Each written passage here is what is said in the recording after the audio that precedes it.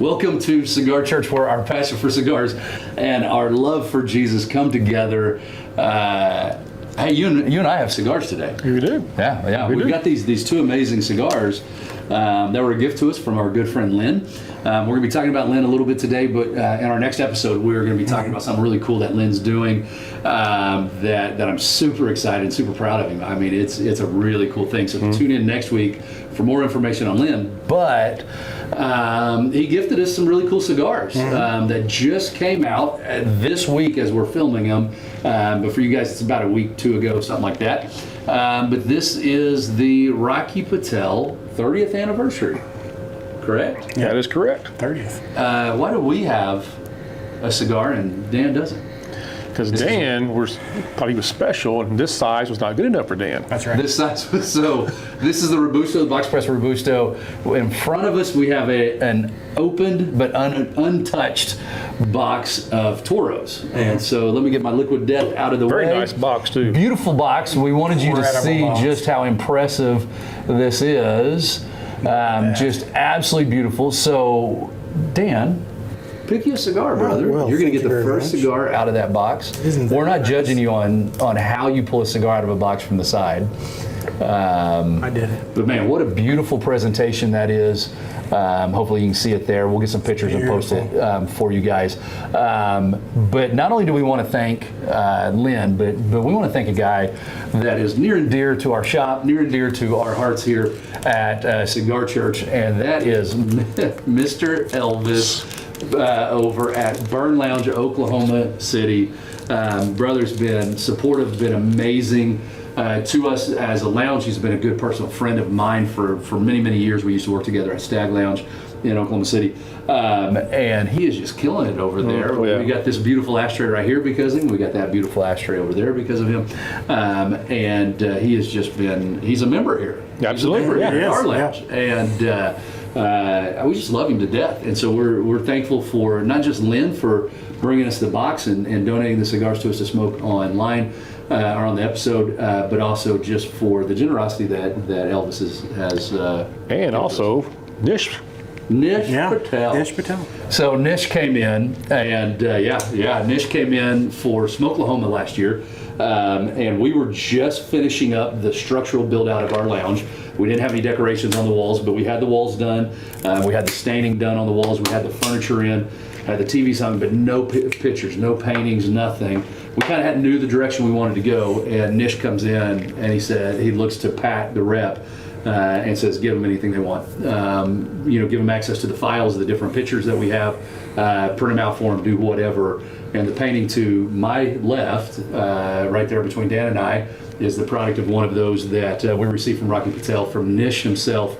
So just want to say thank you for your generosity. Everybody there at Rocky Patel, you guys have been awesome. Yep. And you're going to see more of the stuff, more of the artwork that we got from them over the next few weeks, next few months as some of that starts to get put on the walls. In the main part of the lounge, we had already gotten some other things that were some Fuente and Opus X decor, but at the same time, man, Rocky has been so generous. Nish has been so generous with Rocky Patel. You'll start seeing some of that in places like the kitchen here, and some other spots outside in the main lounge, and especially here in the studio. You're going to see a lot of Rocky Patel stuff. And so thank you, Elvis, for being such a good friend.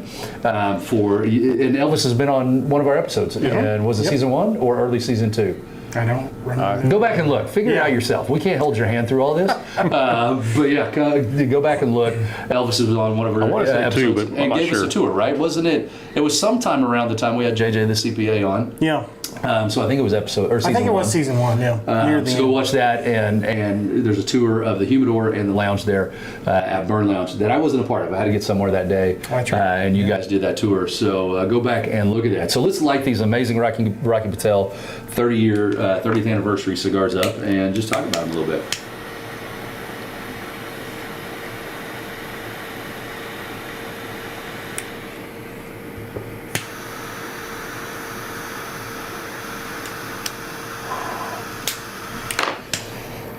That first light, delicious. Wow. Yeah. So it's definitely a full body cigar, medium to full body. Full flavor is what I was trying to say a second ago. That is a delicious cigar just right off the light. I am a huge fan of box press cigars. I am too. So I'm really glad that Rocky did that with this. What are your thoughts? That first draw is fantastic. Really good. UV cut it, straight cut. Man, it's putting out a ton of smoke, man. I like it. I like it. That is a great cigar. You've got it brought up on your phone there. Yep. Steve, give us the rundown. San Andreas wrapper. It's a double binder. Double binder from Nicaragua that's been aged for 7 years. The filler is Honduras and Nicaragua and been aged for 5 years, and it's medium full. Okay, so we got some good age on these things. This is good. This is we talked a bit about aged cigars in our last episode. Go back and watch that. But these were aged before we got them in our hands. So A lot better cigar than I had that episode. good job, Rocky. You beat out poorly aged La Aurora. No offense, I like La Aurora. I do too, Yeah, no, but well- it maybe just lost something with the age. Yeah. I'm curious because Lynn, when he gave them to us, said that the larger ring gauge that I'm smoking had a little more pepper. Are you all picking up pepper? I'm not picking up a ton of pepper. There's a hint of kind of a black pepper in it. So I've got some pepper coming in. Faintly. Yeah, which is interesting because these are the same ring gauge in a box press. Just that extra length on the Toro is adding a little bit of pepper. I think it's a little bigger. Is it a little bit bigger ring is a gauge? little bigger, yeah. It kind of does look just a hair bigger on the ring gauge.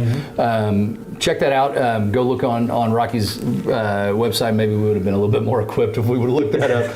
But check and drop a comment and let us know which one's got the bigger ring gauge if either one does. But so I mean these are really good cigars. I'm excited to get into this and.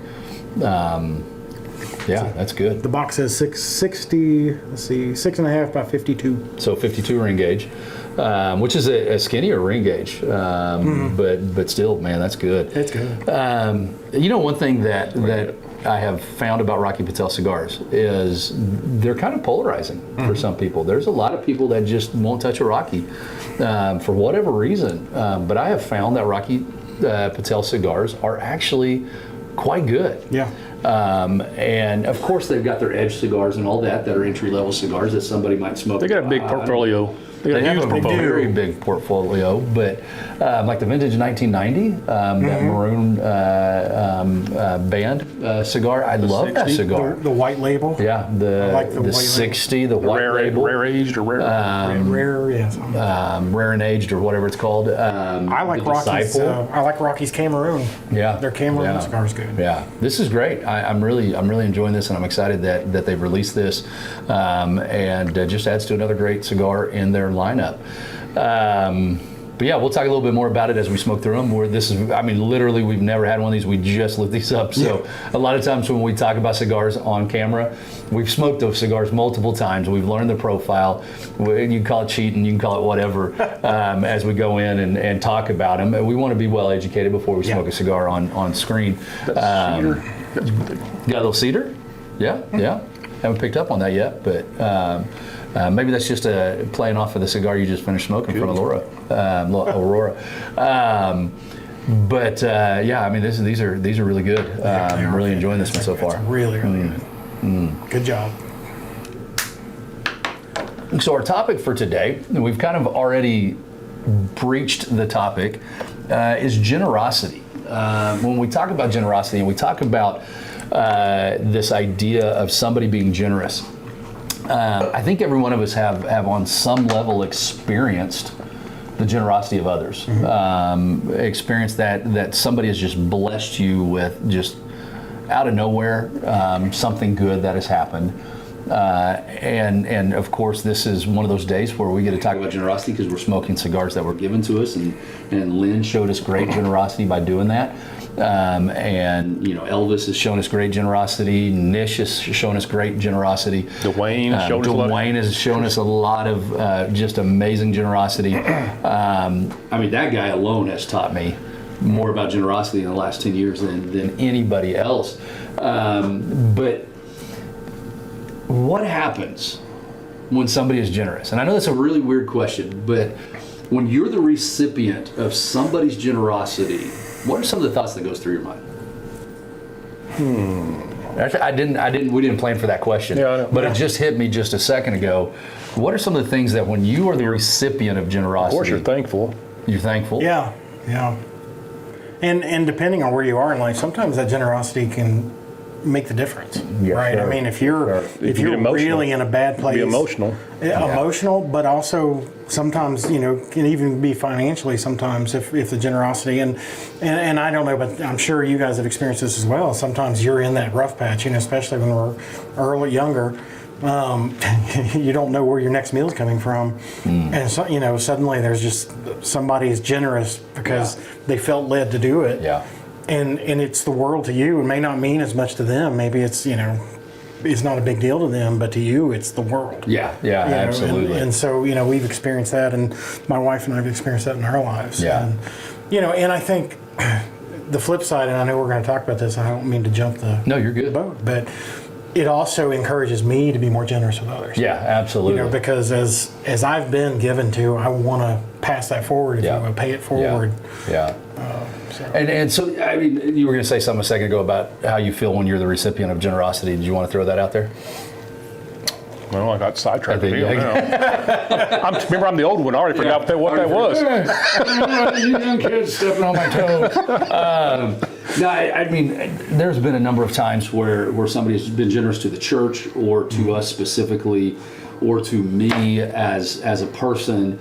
And I go through waves of emotions with it, because there's times where you're right, it is that encouragement that you're just like, you can take a breath and you can go, okay, I can get through this now because somebody else was generous, or because somebody did this or whatever. But there's been times you where ever somebody was question- generous and I'm like, I don't deserve this. You ever question like why? Yeah. Why Yeah. would you do that for me? Yeah, why? I mean, what? And you just realize that the love that person has is just immense when they're generous like that to you. Yeah.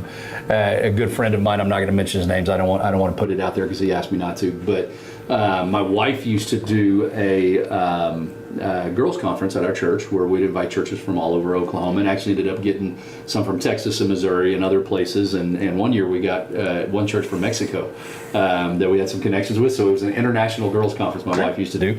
And it would take about $5,000 to pull that off every year, which we didn't have. The church that we were at definitely didn't have. And so I went out and asked friends to donate. And this gentleman would donate every year. And the first year he gave us the biggest check of anybody, and it was $1,000. Wow. And in my mind as a pastor, $1,000 is a lot of money. Yeah. And when he handed me that check, man, I just was dumbfounded. And I said, man, I really appreciate that. And I got really emotional in the moment. And he just kind of grinned. And I said, look, man, that's like an entire month's budget for me as a youth pastor at the time. And he goes, I make that in a day. And the statement at first could come across as, oh, it was nothing. right. But it was, God has blessed me so much that I make this much money that I can give you this without even thinking. You asked, here it is. And here's that generosity, which then encourages us to be more generous. And I absolutely love that. And that day I learned so much about generosity from that man. And it was such just a beautiful moment. Any stories you guys want to tell about generosity? I was trying to debate whether I wanted to talk about this or not, and I'm like you, I'm not going to mention names, but several years ago, we were given cars. We've actually been given a couple cars, and huge. I mean, that's a big donation, and we were given a car. Our poor car was having a hard time making it out of the driveway, and they gave us this car, and it was like wow. But later on down the road. We were getting a new car. Finally, we could afford to get our own new car. And instead of trading it, we said, we need to give this to somebody. Yeah. And we gave a car to like a college student one time, and it was hilarious because it was an old Pontiac 6000 LE. You remember those? Oh my gosh, I do. Sedans, an old car. Yeah. But we ended up giving it to this college student she was from Africa, I think. And we ended up giving it to her. Well, she ends up gifting it when she graduated. She gifted it, and that poor car just bounced around the school. Yeah, I remember you telling us that you'd see it around town with somebody else driving it, like another 6 months later, a year later. So it was kind of crazy, but it was kind of cool because it was like, this blessed so many people. Yeah. And and it Which all started with one person blessing you. Yeah, I mean, it really did. I mean, and that's what I was saying is when somebody's generous to us, it encourages you to be generous to others. You're like, why can't I do that? Yeah. And one of my favorite stories, and I think I've told it on this channel before. I may have told it on a Wednesday night at our Bible study or whatever. 9 years ago, on my 40th birthday, my wife pulled off a surprise birthday party for me, which is very hard for me because I snoop. I try to find every bit of information I can about stuff like that. And so she pulled off this surprise birthday party for me at our cigar lounge. And her intent was to get a 40 count humidor and have all of my friends at the time fill that up with 40 cigars. Well, it turned out to be like 65 cigars. Some of the best cigars that I've ever smoked were given to me that day. And I was so moved by that. I've developed almost a rule. I haven't been 100% about this, but I've developed this rule that if I know it's your birthday and we're at the lounge together within a day or two of your birthday, whatever the absolute best cigar I have on me, no matter how important it is to me, no matter how much I wanted to smoke it, if I know it's your birthday, you're getting my best cigar. I'll give you a hint when it's coming around. Yeah, and I'll get all my good stuff out of my locker. No, I'm kidding. But I think that's really important, is to realize that a blessing to you is a blessing for you, and it's something that God wants you to have, but don't rob it from other people. That's a blessing. Don't rob it. Yeah, give it. Because they're getting a blessing from giving you that. Yeah. But at the same time, realize that you're being blessed so that you can bless others. And let me read you a text out of 2 Corinthians chapter 9. I could read this whole section. It talks about being a cheerful giver, and it talks about whoever reaps sowingly, spares sowingly, or sows sparingly, reaps sparingly. I got that backward. And each one has to decide in their own heart, not under compulsion, but with a joyful heart. But there's this verse that often gets overlooked because of the other powerhouse verses that are in this chapter about giving. But verses 10 and 11, it says, "He who supplies seed to the sower and bread for food will provide and multiply your seed for sowing and increase the harvest of your righteousness." But verse 11, hear this. "You will be enriched in every way to be generous in every way, which through us will produce thanksgiving to God." So there's this flow chart. When we are willing to be generous and to give out of the goodness of our heart and out of joy and not out of forced obligation, when we sow with generosity, we're going to reap with generosity. But here's the point of it. You will be enriched when you do that, not for yourself. It says that you will be enriched in every way to be generous in every way. And so oftentimes we think, oh man, I want these blessings of God. And we talked about suffering in our last episode. And we talked about that we're not guaranteed blessings, but you read something like this and you go, but it says you will be enriched. The whole point isn't for you to receive the blessing. It's for you to receive it and be that funnel to give it to other people. Right. And your car is a perfect example of that. You were in a moment of need. That need was met. You got to the point where you didn't need that from them anymore, and you passed it down and it just kept blessing other people. My guess, at some point, that old car was not a blessing to somebody. It was probably a curse. But it definitely did bless other people. You were blessed to bless others. Right. And that's what this verse is getting at. And the whole point of that is not to bring you glory, not to puff your chest out and go, look what I did, look at my generosity. It's to say, God blessed me. God is the most generous. God has given to me, and so I'm willing to give to other people. And that's a huge truth to learn. So, blessed to be a blessing. Mm-hmm. Absolutely. God, this is definitely a blessing of a cigar. Yeah, it's fantastic. Yeah. Other thoughts on this idea of generosity? You having a relight? Yeah, went out a little bit. Went out. All right. That's all right. That's all right. I was caught listening to you. Yeah. Good. So let's talk about the cigars. These generous gifts that were given to us by our good buddy Lynn. What do you think about them so far? I'm getting a killer burn. I mean, you're having a relight that's not on the cigar, but I'm getting a great burn, holding decent ash. I haven't got very far into it just yet. But what are your thoughts there, Dan? I mean, it's really good. It's smoking well. I like a fuller body cigar myself. Oh, I just dropped my ash. And you know, for me, this really hits the spot. You know, because when you have those fuller flavors, you know, for me, I'm all about the flavor of a cigar. I love the flavors of a cigar, and it's got good. It's got an easy draw, smoking really well. I mean, for me, it hits all the points. It's all the marks. Get any notes? You know, I've smoked a few cigars today, so my palate's a little burnt, but I'm definitely getting a little bit of that cedar that you mentioned a second ago, kind of getting a little bit of that woodsy flavor to it, but not in a bad way at all, in a very smooth, subtle, delicate way, very well balanced. On the back end. Yeah, on the back. That's a good way to put it. It's on the back end. It's on that last bit of the flavor on it. There seems to be, and maybe I'm taking a shot in the dark and I'm going to show maybe some ignorance. I don't know. I'm getting some very similar hints to the Disciple, but with a lot more age. Which makes sense. I don't know if there's some of the same tobaccos. Maybe we need to research that. If you know anything about it, hey Elvis, if you know something about that, you comment on this and let us know. I may be completely wrong, but I'm getting some similar hints to the Disciple, not as strong, which would be indicative of a cigar that's aged a little bit better. The Disciple's a great cigar, but very punchy, very strong. And this has some of those same notes, but just a little bit more like it's mellowed over time. And with that age of that tobacco that you read, 7 years and 5 years, that could explain some of that. So Well, and it's interesting, for some reason, a lot of the cigars that we've had around the lounge recently has had San Andreas tobacco in it. And, you know, with this having that San Andreas, that gives it a note that I feel like is unique. You know, to the San Andreas, you know, tobacco. Bit of that spiciness. Yeah, and Andreas, it really complements the flavors in the cigar. Yeah, that's good. That's good. What are your thoughts? Smoke it again? Oh yeah, 100%. Absolutely. Yeah. I'm thinking about buying a box. I'm gonna have to reach out to Elvis and see if he's got a box for me, because I'm really thinking about getting a box of these. These are really good. It is good. That is a delicious cigar. If you haven't tried one yet, go get one. Absolutely worth it. You're not going to be disappointed.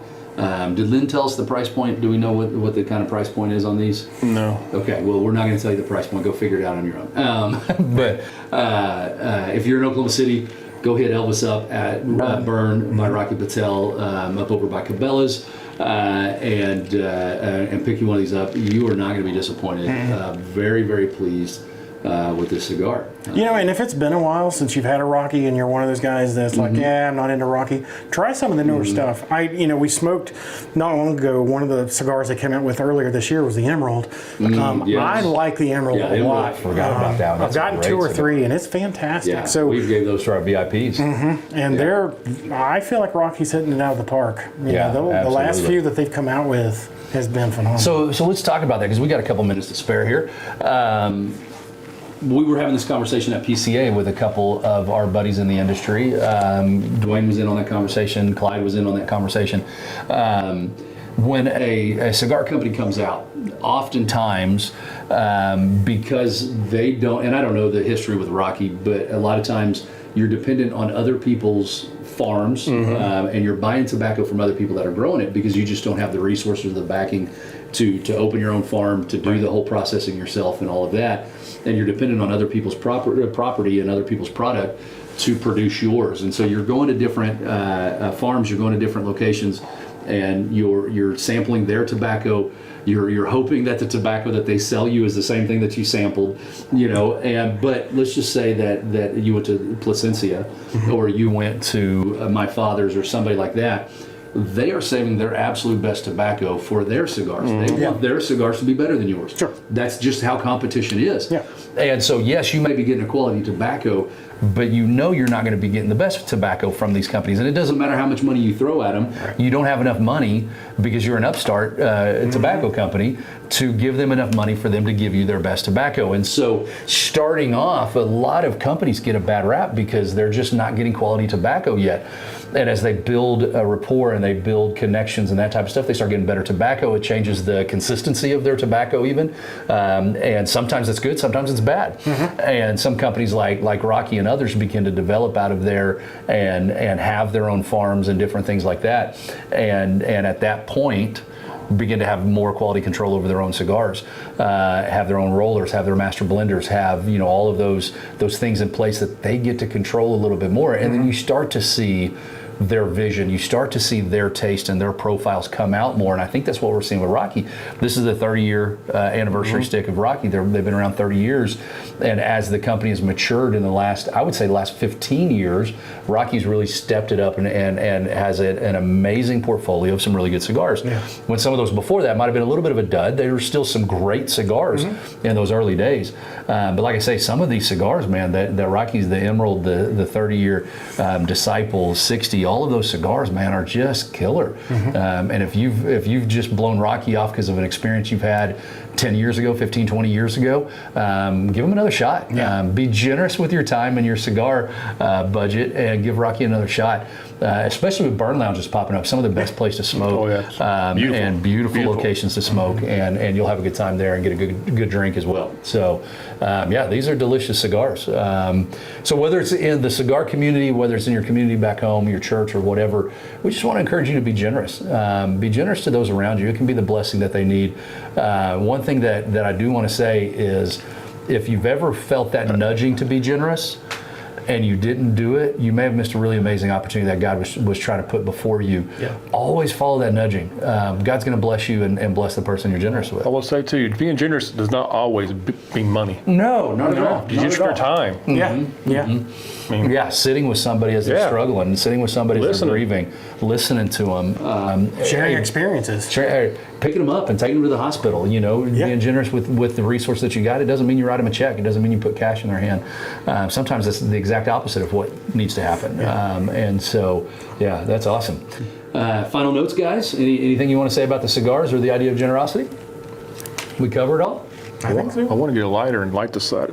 I noticed that. And you know what? As we're figuring out the studio here, there is a draft that's coming over the wall and coming this way. And I think you're right in that spot where you're getting hit with a cross current that's messing up the burn. I was trying to correct it, and it was just getting a little bit of a canoe there. But hey, it asked well. So it might have been how you lit it too. I don't know, not impossible. All right, guys. What do you got for them today? So, if you like what you see, enjoy the show, we'd ask that you subscribe. You'd be surprised.